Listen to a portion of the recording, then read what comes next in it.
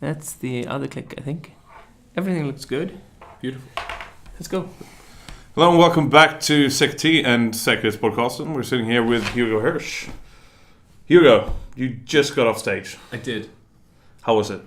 It was a lot better than I was expecting. Really? I was the right mix of terrified and excited yesterday, but it's my first con talk, so I'm pleased with how it went. No, it was amazing. I really enjoyed it. Yeah. I think it really told the story, like how to build a security organization from scratch. And focusing a lot about sort of the cultural aspects. Mm-hmm. So it's getting the organization, not only the technical stuff, but how the organization should actually think and act regarding security. Patching the wetware. Exactly. The two of us in the department is myself and somebody else, and that guy is the pure technical genius. He's absolute, like, he believes work should only come through the command line. He hasn't checked his emails since the 90s. He's the kind of guy that has a ThinkPad. And I am not that skill level anywhere near it. So I figured I would do the other part. I'd try and patch the meat. But there are only two of you? There are only two of us. And the organization was like 500-600? Around that, yeah. And then you're responsible for all security? Yeah, pretty much. Like physical... Well, security, the part of the point of the talk was that security is everybody's problem now. Yeah, of course. But you are the security organization. We're the competence. Yeah. We're the people you go to if you have a question. Yeah.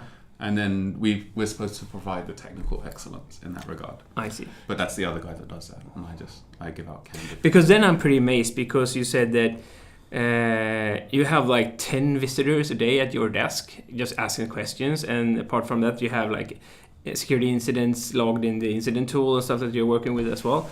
So when do you have time for all the other stuff, like doing a security architecture review and looking for the next generation of the new platform and looking into the white paper of new interesting stuff and all of those things? Or is that your colleagues' work? No. That's that at night.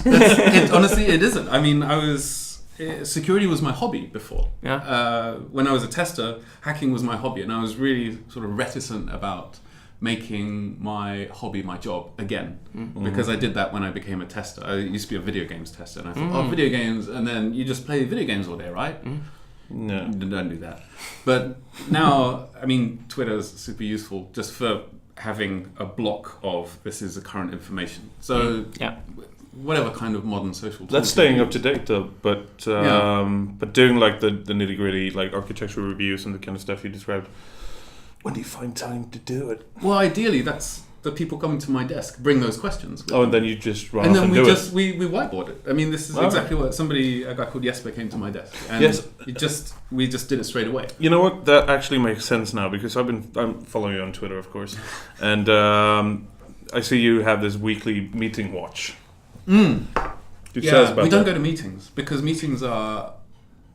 We love meetings because we go to we bring candy, but we don't book meetings ourselves, because meetings are like the meta of a meeting. We think is that essentially somebody doesn't get it. That's why you're all meeting to discuss an idea or a problem, and if everybody gets it beforehand, you don't need to go to meetings. And so the number of meetings I go to, the ones I book myself, is almost zero. But invites to meetings are a different thing, and that's not in the meeting watch thing. But it's pretty close though. It's not that far from the grain. And so it's the reasons for meetings for us have been kind of evaporated away the more we've taken this approach, because people will come you could say that everybody that comes to my desk, it's an impromptu meeting. Of course. But one where you sit down and everybody, somebody's late and you're waiting for like the guy, and then the projector's not working. That doesn't happen. Or it happens very rarely. I would love to work in that environment. But then again, in a complex environment, just solving stuff impromptu at your desk or on the whiteboard with one other guy, that's perhaps not, you don't get all the way. You get, as you said, it's a pretty good start for an initial architecture perhaps. But when it comes to the nitty-gritty details and stuff like that, you often need more people in the room, because they have different sort of special competences. They know stuff about these little parts of the system. That's absolutely right. And that does happen. Yeah. But the initial, like when we whiteboarded out the architecture the first time, that was we're going to try this. and then we're still involved every step of the way after that. Yeah. Because we got in there on the ground floor, we go to all of the discussions with other people who know, like, it'll never work because of this thing we have. Don't get me wrong. I think this finding time to address these early on in the project phases and doing whiteboard stuff, that's really, really good. But I am having a hard time actually finding that time, because that means that I need to be on my desk like 24/7 or 8/7 rather. So I'm always available when they have questions for me. And I find myself sitting in a lot of planned meetings for reviewing like project suggestions and solution suggestions, stuff like that. And then it's really hard for just an impromptu meeting in that case.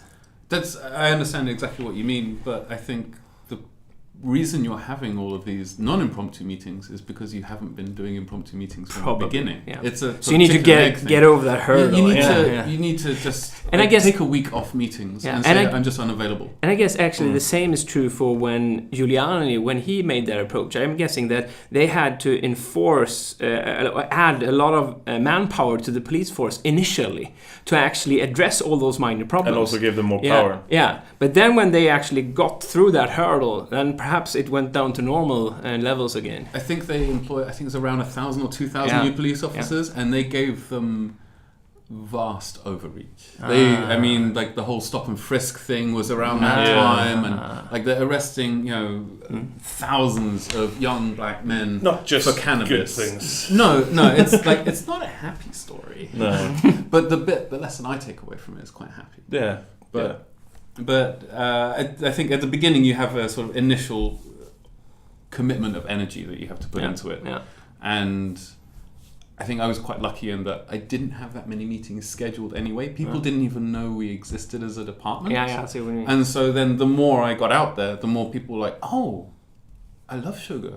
And also, we're doing this thing. Maybe you'd like this. Maybe you could put me on the list. Maybe you could put me on the bug bounty list. And then it's all downhill from there. So could you, like if someone is going to start, maybe someone who's in a similar position to where you were, like someone coming in to work in security where either the department, no one knows it exists, or it's a new initiative, what are some of the basic things that you would recommend? Like where do you start to build a security culture? Building the security culture is, I would start with absolutely, like, you can't build a culture if nobody knows that you exist. So you have to get out there. I started literally, we have beers at 3:00 on Fridays in the office. It's a pretty normal Swedish thing. And I started taking beers in a fruit basket, like English fruit. I took beers to people's desk. And then everybody was like, oh, is that guy? This is a beer guy. And then, sometimes at the same time, it's like, oh, and, if you have any security things, just come and ask me. Just that outreach, getting out there at the beginning and getting known is the most important part. And then once you're known, then you can start to introduce the other things, like paying out people for problems or just getting invited to all the meetings or that kind of stuff. It's putting the security in people's minds. They have to know you exist first. So the real hurdle was I'm quite loud, so people knew who I was anyway. But so apart from like being seen and being heard, and you are like telling people to come talk to me if you have a question and stuff, like, have you been, that's sort of being available, have you also been like pushing the security awareness issues, like been doing trainings and stuff like that as well? We have part of our regulatory requirements are that we do security training for our developers. So only the developers? We run it more, but the regulatory part is I imagine the regulators are worried about XSS or SQLI or something like that. So they want us to do something like the OWASP Top 10 training with them. So we do that, but we use it as a base. The OWASP Top 10 is great, as long as you understand that this is how it starts. The whole sphere of security is immense. But so we run those trainings. We also have, with developers, we run those trainings, but we also have general security training with the entire organization.